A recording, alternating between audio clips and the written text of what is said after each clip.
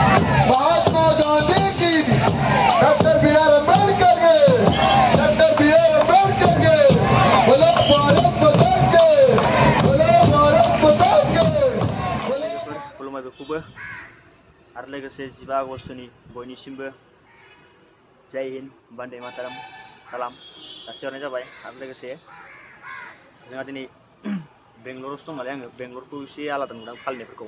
मानो होनोबा साफ्रोमबो व्यक्तिनि बिल्डिंनि सायाव गांफा गांफा फिरफिला नुदों।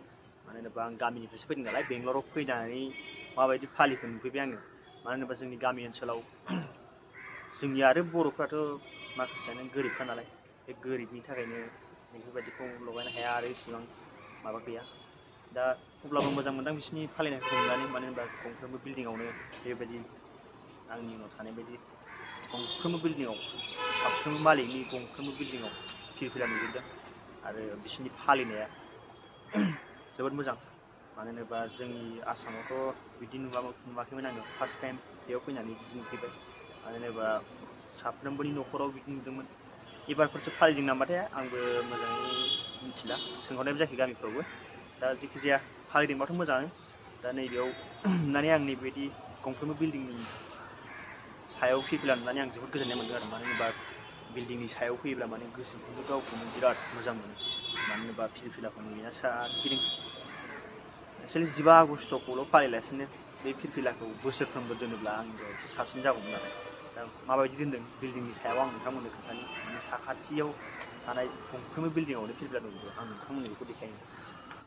नैबे आं जेराव जिरायनानै बानायदों बेनि उननि भिडिअ बानायनायनि जिरायनायनि उननि फिरफिला। दा बे बिल्डिङाव मोनसे खादों आरो बै नैबेयाव मोनसे खाबावदों। नैबे मोनसे मोजाङै सिनायाखै केमेरायाबो बेसेबां माबा नङा नालाय मबाइलसो खेबनो नालाय।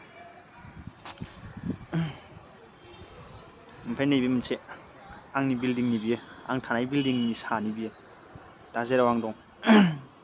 ओमफ्राय नैबे आंनि साखाथिनि बिल्डिंनि बेयाव मोनसे माबादों बानायदों माने सिथाबदों। ओमफ्राय बैथिंबो देखायनो हायो र' नायनि आं बैथिंबो दङ आरो ओरैजाय साखाथि गासिबो बिल्डिङावनो दंजोबो नै।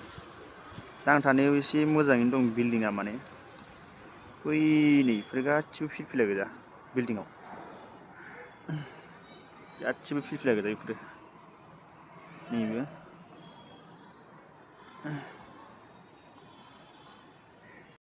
आदसा बिदिब्ला आं नोंथांमोननो माबायदि नुखो बिल्डिंनि फिरफिलाफोरखौ देखायबाय।